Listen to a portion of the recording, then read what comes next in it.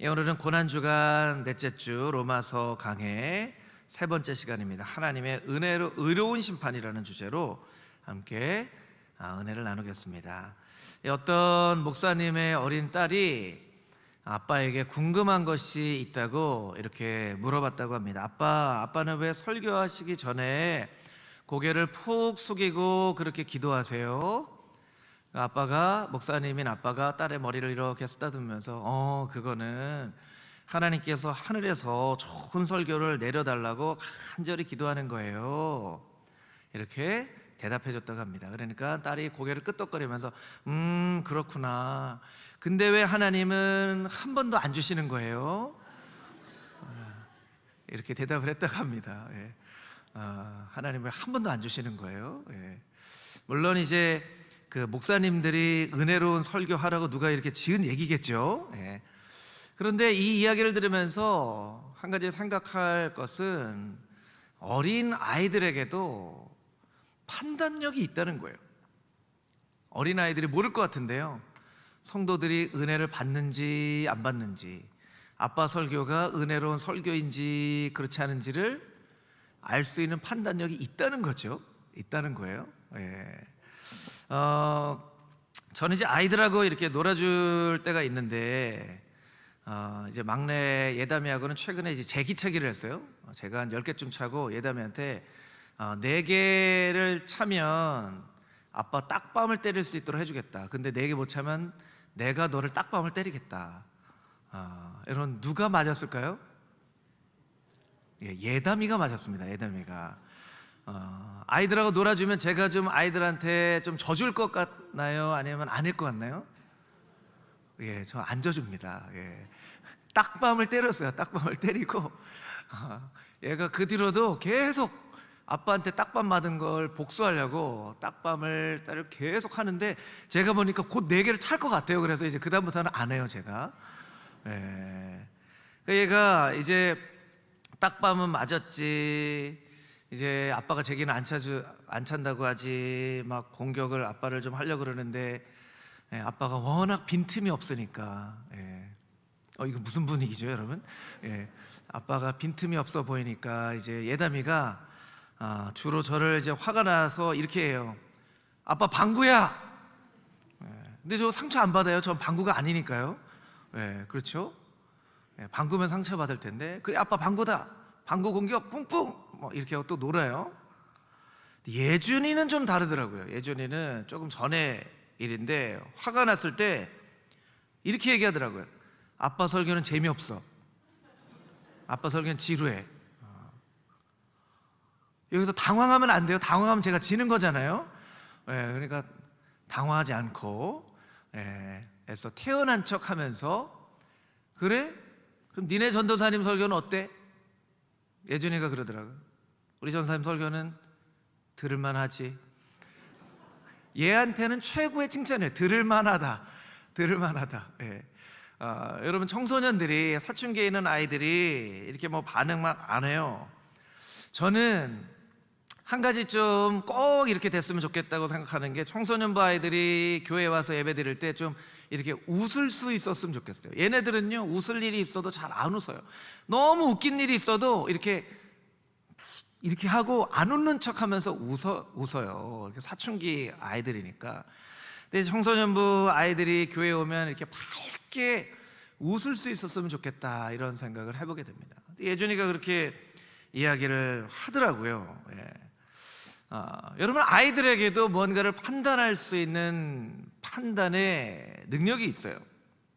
우리도 살면서 누군가를 이렇게 판단하는 일들이 있습니다. 판단을 안 하고 비판을 안 하고 살아가는 사람은 아무도 없는 거죠. 어릴 때부터, 심지어는 그 비판과 판단을 할 능력이 없을 때부터도 판단을 한단 말이에요. 아빠는 어때? 엄마는 어때? 누구는 어때? 이렇게 얘기를 한다는 거예요. 그런데 정작 자기가 그런 판단을 할 만한 자격이 있는 사람인지는 우리가 잘 생각해 보지 못하는 것 같아요. 그래서 오늘 본문의 말씀에도 누군가를 판단하는 유대인들에 대해서 사도 바울이 말씀을 통해서 어떻게 살아야 하는지 경고하고 가르쳐주는 말씀이 오늘의 본문의 말씀입니다. 오늘 본문의 말씀, 우리 1절부터 4절까지에 있는 말씀을 같이 한번 다시 읽어보도록 하겠습니다. 함께 읽겠습니다. 그러므로 나를 판단하는 사람아, 누구를 막론하고 내가 핑계하지 못할 것은 남을 판단하는 것으로 내가 너를 정죄함이니 판단하는 내가 같은 일을 행함이니라. 이런 일을 행하는 자에게 하나님의 심판이 진리대로 되는 줄 우리가 아노라. 이런 일을 행하는 자를 판단하고도 같은 일을 행하는 사람아, 내가 하나님의 심판을 피할 줄로 생각하느냐? 혹 내가 하나님의 인자하심이 너를 인도하여 회개하게 하심을 알지 못하여 그의 인자하심과 용납하심과 길이 참으심이 풍성함을 멸시하느냐? 아멘. 우리 지난주에 1장 말씀을 묵상했는데요, 1장에서는 하나님이 없다고 하는 죄와 그에 따라서 인간에게 나타나는 많은 죄들, 현상들을 설명을 했죠. 보통은 성경 주석학자들이 1장을 이방인들의 죄라고 이야기를 합니다. 그런데 2장은 이제 유대인들의 죄라고 이야기를 하죠. 그래서 1장에 보면 3인칭으로 쓰여져요.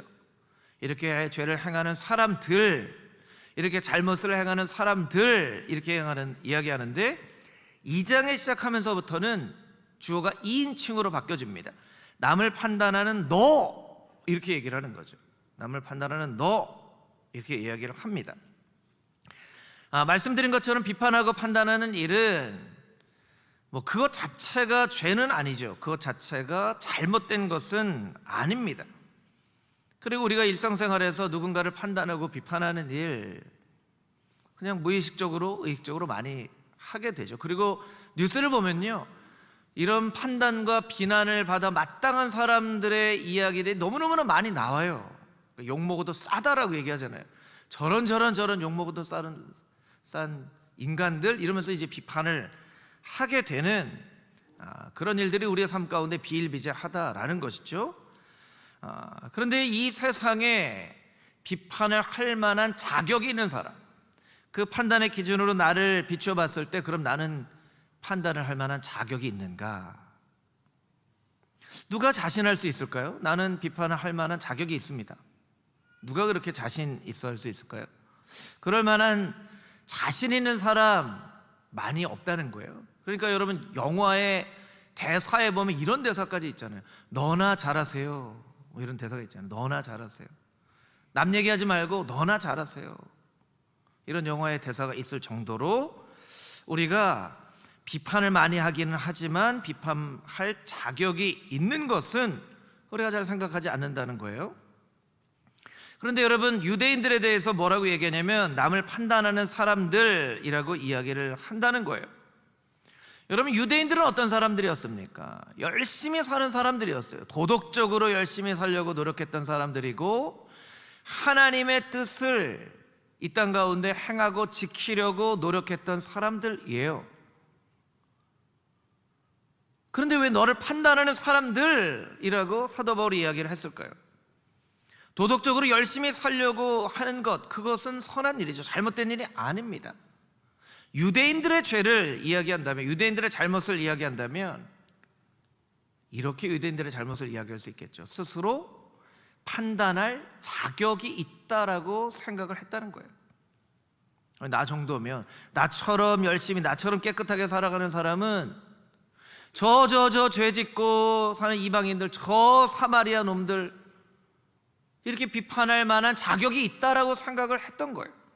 그럼 내가 비판을 안 하면 누가 비판을 해? 이 세상에 나보다 더 잘 사는 사람이 있으면 나와보라고 그래. 나보다 열심히 사는 사람이 있으면 나와보라고 그래. 물론 유대인들은 열심히 살았어요. 그렇게 열심히 사는 것이 자기 자신에게 있는 죄를 깨끗하게 씻어서 판단할 자격을 주지는 못한다는 것을 유대인들은 미처 깨닫지 못했다는 것이죠. 1517년에 종교개혁을 일으킨 마틴 루터는 하나님의 심판과 지옥에 대한 두려운 마음이 있었어요.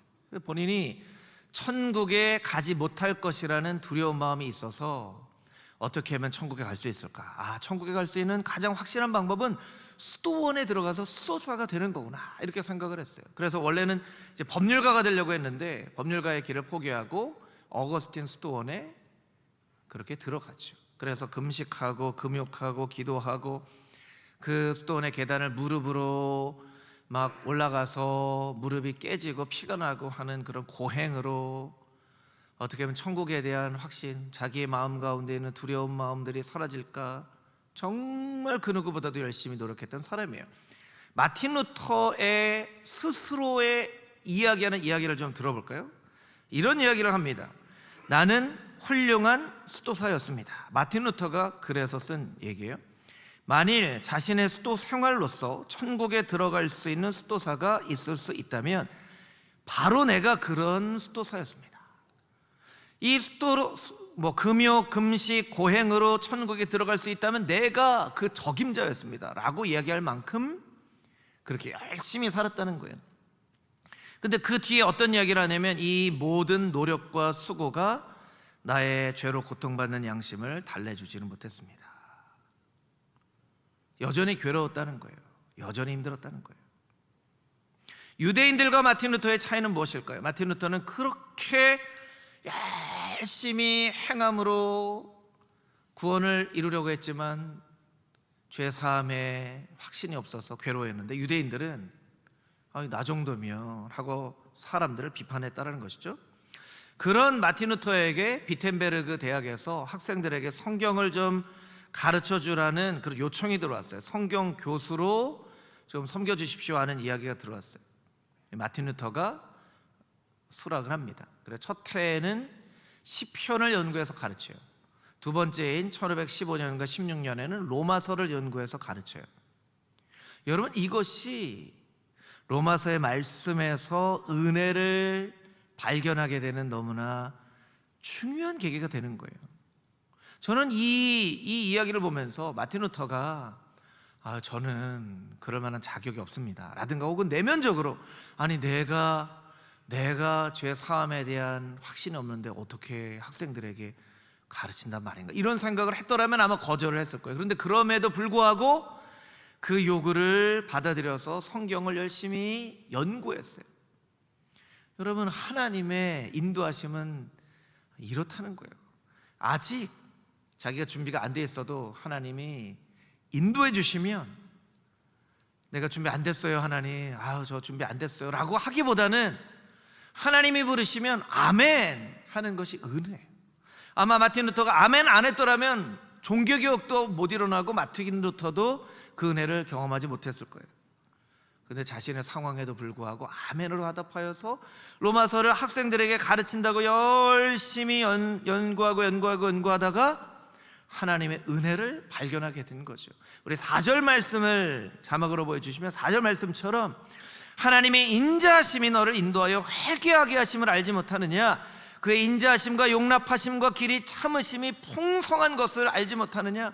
마틴 루터가 깨달아 한 거예요. 로마서를 읽으면서 하나님의 인자하심, 하나님의 은혜, 하나님의 길이 참으심, 하나님의 은혜로 구원을 얻는 것이구나 라는 것을 말씀 가운데 깨닫고 1517년에 비텐베르그 성당에 95개 조항 반박문을 붙이게 된 거죠. 왜냐하면 자기가 은혜를 깨닫고 나니까 많은 사람들이 하나님의 은혜 없이 살아가고 있는 것이 눈에 보이기 시작하는 거예요. 하나님, 오직 하나님의 은혜로, 오직 하나님의 말씀으로, 오직 믿음으로, 오직 예수 그리스도로만, 오직 하나님께만 영광 올려드리는 삶으로 살아가야 된다는 것을 선포하게 된 것이죠. 어떤 사람들은 하나님의 말씀에서 율법을 발견합니다. 어떤 사람들은 똑같은 본문의 말씀을 읽고 은혜를 발견합니다. 율법을 발견한 사람은 그 발견한 율법의 잣대대로 사람들을 판단하고 비판합니다.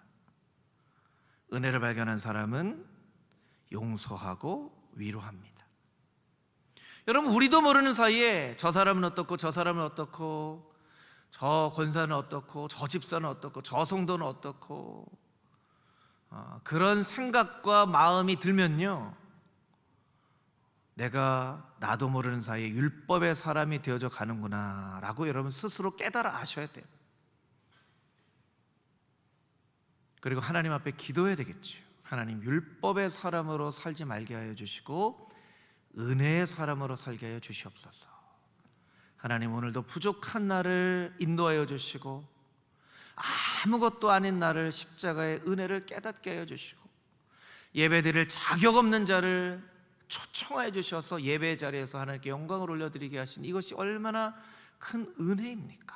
라고 고백할 수 있는 은혜의 사람들이 다 되어져야만 한다는 거예요. 여러분, 율법의 사람 되지 말고 은혜의 사람 되어질 수 있게 되기를 주님의 이름으로 축복합니다. 아멘. 5절에서 11절까지 있는 말씀입니다. 우리 함께 읽겠습니다. 시작. 다만 내 고집과 회개하지 아니한 마음을 따라 진노의 날, 곧 하나님의 의로운 심판이 나타나는 그날에 임할 진노를 내게 쌓는도다.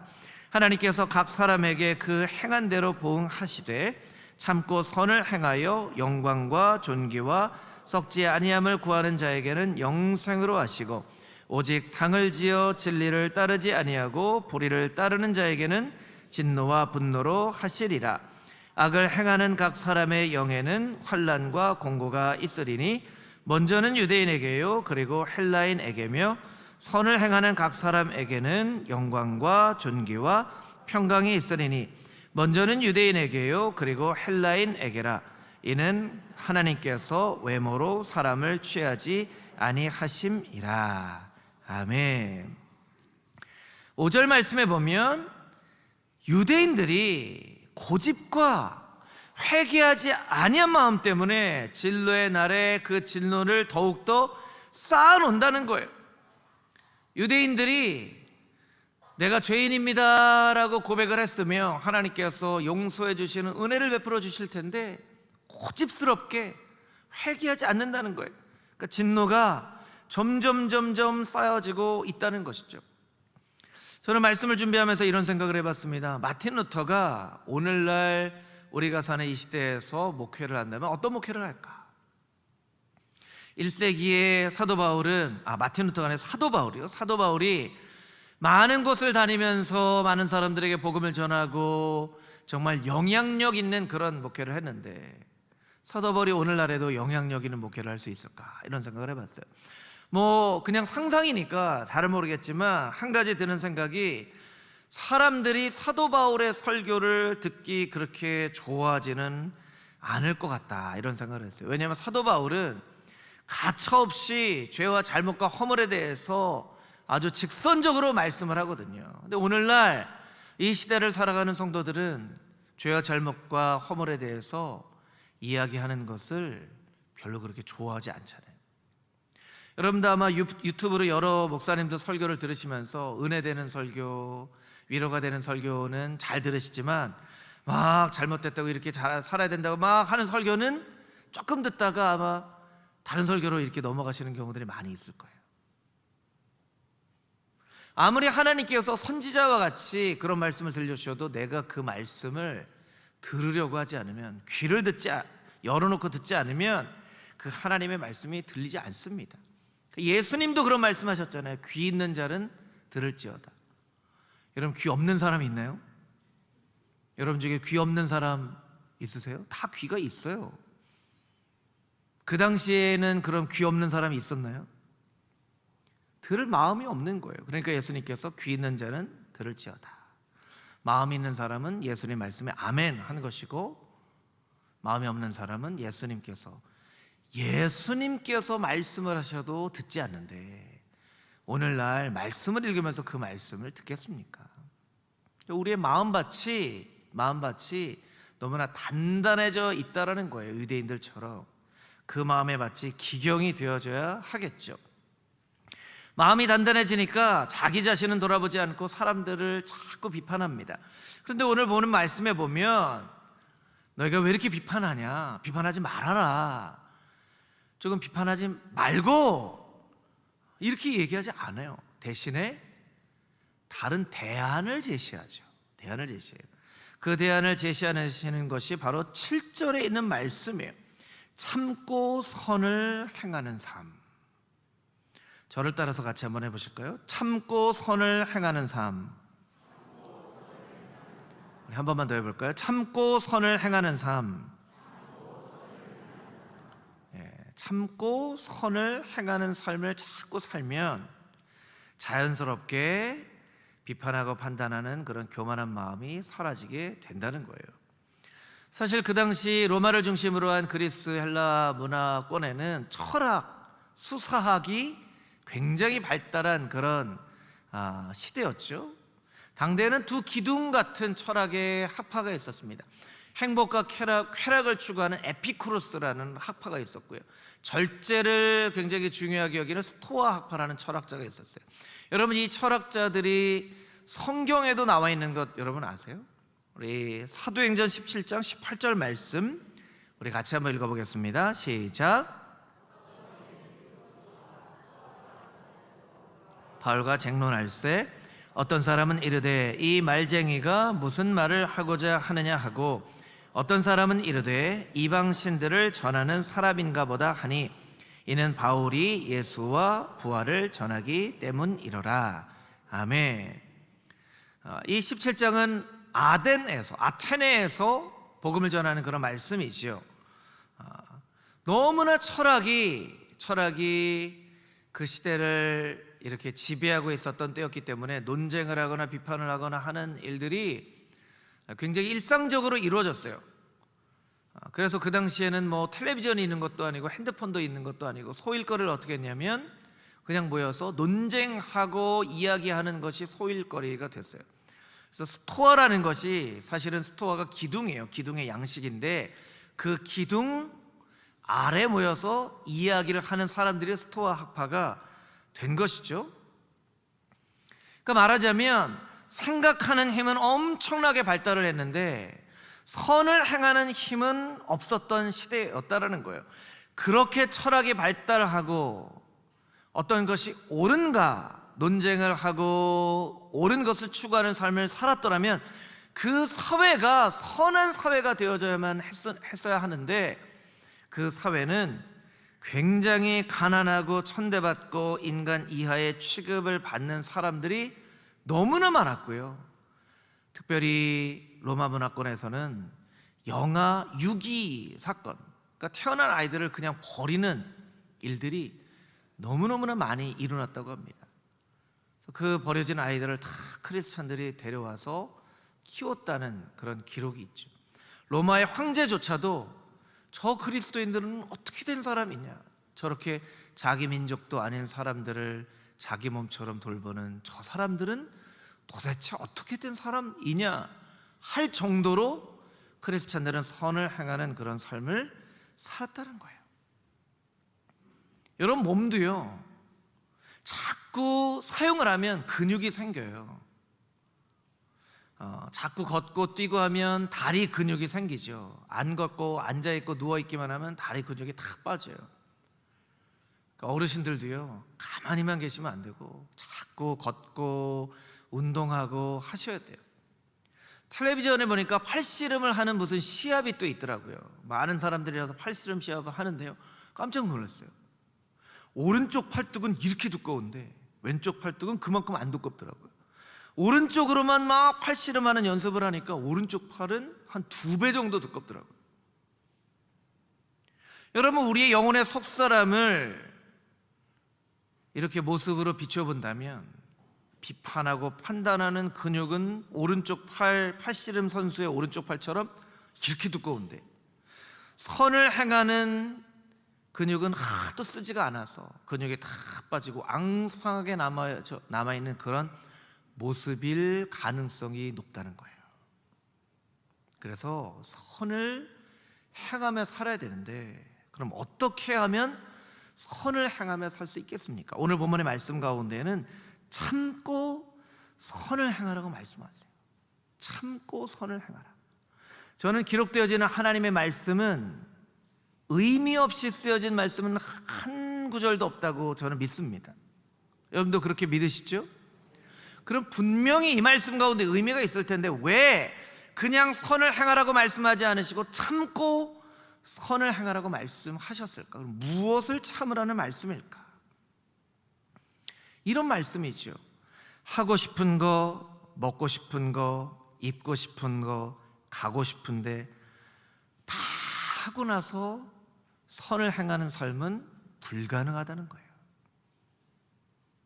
때로는 먹고 싶은 거 있어도 좀 참고, 가고 싶은 데 있어도 조금 참고, 입고 싶은 거 있어도 좀 참고, 사고 싶은 거 있어도 좀 참고, 그렇게 참아서 선을 행하는 삶을 살아야 한다는 거예요. 왜냐하면 인간의 욕심이란 끝이 없어서 내가 하고 싶은 대로만 계속 하다 보면 그럼 다른 사람들 눈에 안 들어옵니다. 다른 사람들 눈에 안 들어와요. 여러분이 누군가 어려움에 있는 사람들을 돕거나 그런 사람들이 눈에 들어온다면 여러분은 이미 예수 그리스도를 닮아가는 삶을 살아가는 거예요. 어려운 사람들 눈에 안 들어와요. 다 나로만 가득 채워져 있었어. 내가 하고 싶은 거로만 가득 채워 있었어. 조금 도우려고 해도요, 내 돈인데, 나도 어려운데, 나도 힘든데 하면서 단돈 1,000원을, 10,000원을 못 도와주는 게 우리 인간의 이기적인 마음이에요. 그러니까 그것을 알고 하나님께서 참고 선을 행하라 라고 말씀을 하는 거예요. 여러분, 누군가를, 예를 들면 하루라는 시간을 누군가를 위해서 봉사를 하고 섬긴다면 그것은요, 우리의 인생 가운데 하루만큼의 생명을 그 사람에게 나눠주는 거예요. 여러분, 느낌이 좀 다르죠? 그냥 봉사하는 것과 하루만큼의 시간을, 생명을 그 사람에게 떼어 나눠주는 거라고 생각하는 것과 굉장히 달라요. 여러분은 어려움에 있는 사람들이 잘 눈에 들어오시나요? 참고 선을 행하는 예수 그리스도의 십자가를 닮은 그런 성도들이 되기를 주님의 이름으로 축복합니다. 10절 말씀을 보면 10절 말씀에 선을 행하는 사람에게는 영광과 존귀와 평강이 있을 것이다 라고 말씀하고 있어요. 이것을 선물로 주신다는 것이죠. 여러분, 하나님께서 선을 행하는 자에게 주시는 영광과 존귀와 평강을 다 선물로 받아 누리는 복된 인생을 살아가는 여러분 모두가 되시기를 주님의 이름으로 축복합니다. 아멘. 우리 마지막으로 12절에서 16절까지 있는 말씀 함께 읽겠습니다. 무릇 율법 없이 범죄한 자는 또한 율법 없이 망하고, 무릇 율법이 있고 범죄한 자는 율법으로 말미암아 심판을 받으리라. 하나님 앞에서는 율법을 듣는 자가 의인이 아니요 오직 율법을 행하는 자라야 의롭다 하심을 얻으리니, 율법 없는 이방인이 본성으로 율법의 일을 행할 때에는 이 사람은 율법이 없어도 자기가 자기에게 율법이 되나니, 이런 이들은 그 양심이 증거가 되어 그 생각들이 서로 혹은 고발하며 혹은 변명하여 그 마음에 새긴 율법의 행위로 나타내느니라. 곧 나의 복음에 이른 바와 같이 하나님이 예수 그리스도로 말미암아 사람들의 은밀한 것을 심판하시는 그 날이라. 아멘. 여러분, 기독교의 가장 큰 적은 무엇일까요? 기독교의 가장 큰 적은 이슬람일까요? 불교일까요? 어떤 것일까요? 여러분, 기독교의 가장 큰 적은 기독교가 종교화되는 것입니다. 종교화되는 거예요. 여러분, 일반 사람들이 생각하는 기독교는 종교라는 범주 안에 들어가 있는 한 이슬람, 불교 그런 많은 종파 가운데 하나라고 생각을 하죠. 그런데 여러분, 기독교는 종교가 아닙니다. 왜냐하면 종교에는 인간을 구원할, 인간의 마음 가운데 있는 죄의 저주를 풀 만한 힘이 없어요. 그런데 신앙 안에는 있죠. 예수 그리스도의 십자가에는 있죠. 그럼 기독교는 종교가 아닙니다. 여러분, 어떤 브랜드가 있다고 한번 생각을 해볼까요? 브랜드가 있어요. 상품이 있어요. 가장 큰 경쟁 상대, 가장 큰 적은 다른 똑같은 제품을 파는 다른 브랜드가 아니에요. 제일 큰 적은 짝퉁이죠. 짝퉁. 자기 것처럼 속여서 파는 짝퉁이에요. 최근에 넷플릭스에서 나는 신이다라고 하는 이단에 대한 다큐멘터리가 나와서 많은 사람들에게 정말 야, 이렇게 심각했나?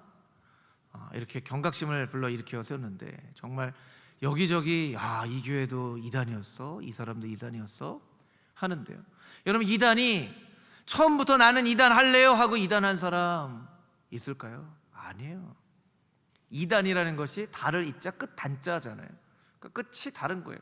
처음에는 열심히 있게 믿으려고 했겠죠. 그런데 사단이 잘못된 생각을 불어넣어서 그 미혹됨으로 말미암아 이단이 됐겠죠. 저는 너무 화가 나는 게 그런 이단들이 왜 교회라는 이름을 쓰는지 모르겠어요. 여러분, JMS도 교회라 그러고 신천지도 교회라 그러고 교회가 아니잖아요. 그렇죠? 근데 왜 교회라는 이름을 쓰고 교회라는 이름을 쓰지 못하도록 만들 수 있는 방법이 없을까? 좀 그런 생각을 해봅니다. 또 다 목사래요. 다 선교사래요. 또 다 하나님 말씀을 열심히 읽는 것처럼 얘기를 해요.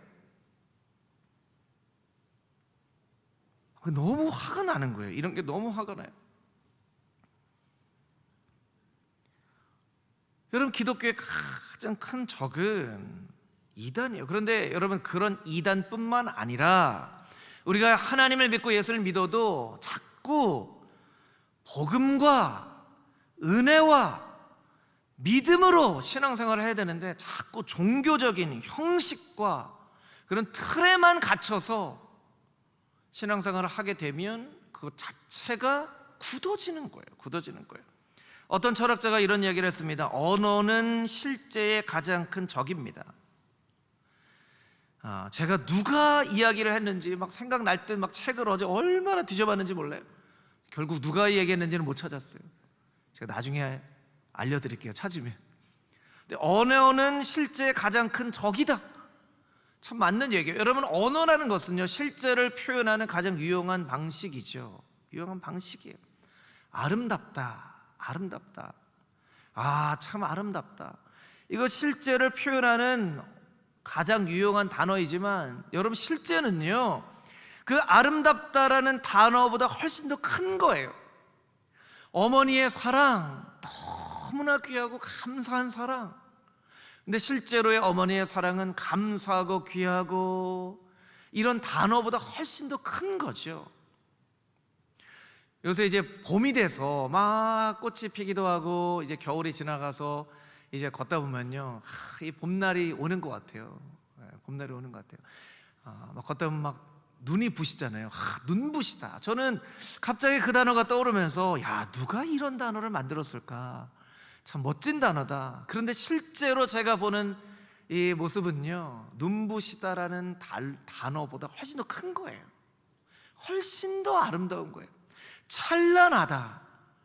여러분, 이 단어보다 훨씬 더 큰 실제가 있는 거예요. 여러분, 율법은 좋은 건가요? 아니면 나쁜 건가요? 제가 갑자기 질문해서 당황하셨죠? 네. 여러분, 율법은 좋은 건가요? 나쁜 건가요? 여러분, 율법은 나쁜 건 아니에요. 그런데 율법은 충분하지는 않아요. 우리에게 구원을 주기에 충분하지는 않아요. 그렇기 때문에 율법으로는 구원을 얻을 수 없어서 예수 그리스도께서 이 땅 가운데 오셔서 십자가에 못 박혀 돌아가심으로 구원을 우리에게 선물로 주셨죠. 그런데 아직도 율법에 매여서 사는 사람들이 있어요. 율법이 최고다 하면서 살아가는 사람이 있는 거예요. 유대인들이 그런 사람인 거예요. 그러니까 율법에 매여서 살아가는 사람이죠. 율법 자체는 나쁜 것이 아니지만 그 사람들이 율법을 나쁜 것으로 만드는 거예요. 여러분, 언어는 실제 가장 큰 적이다라는 것을 우리가 잘 묵상해 봐야 돼요. 최고령으로 우주여행을 한 존 글렌이라고 하는 우주여행사는요, 이런 얘기를 했죠. 가까이에 있는 빛을 끄면 멀리에 있는 빛이 보입니다. 우주에서 지구를 보기 위해 우리가 가장 먼저 한 일은 우주선 안에 있는 모든 불을 끄는 일이었습니다. 여러분, 우주선 안에 있는 불은요, 너무너무 필요한 거예요. 왜냐하면 어디에 어떤 스위치가 있는지를 알아야 스위치를 조작을 하잖아요. 그런데 저 멀리 있는 지구를 보기 위해서 그 우주선 안에 있는 불빛을 모두 다 껐다는 거예요. 이게 불필요해서 필요가 없어서 잘못된 거여서 끈 게 아니에요. 또 멀리 있는 지구를 보려고. 여러분, 우리는 율법을 지키면서 살아야 돼요. 그런데 율법을 뛰어넘어 은혜로 살아가야 돼요. 우리 같이 한번 따라 볼까요? 율법을 지키면서 살아야 합니다. 그러나 율법을 뛰어넘는 삶을 살아야 합니다. 율법을 뛰어넘는 삶을 살아야 합니다. 할렐루야. 우리가 어떻게 율법을 뛰어넘을 수 있을까요? 우리의 힘으로 율법을 뛰어넘을 수 있을까요?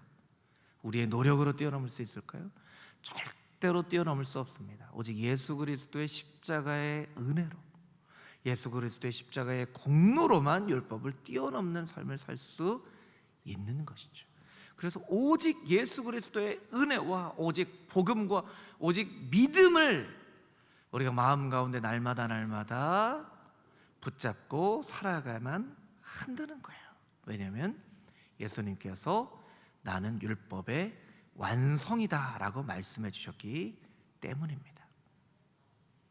여러분, 고난주간 사순절을 살아가고 있는 이때에 예수님의 그 십자가의 은혜와 표현할 수도 이해할 수도 없는 그 사랑을 마음 가운데 날마다 묵상하며 율법을 지키되 율법을 뛰어넘는 하나님의 놀라운 은혜가 금호중앙의 모든 성도님들의 삶 가운데 있게 되기를 주님의 이름으로 축복합니다.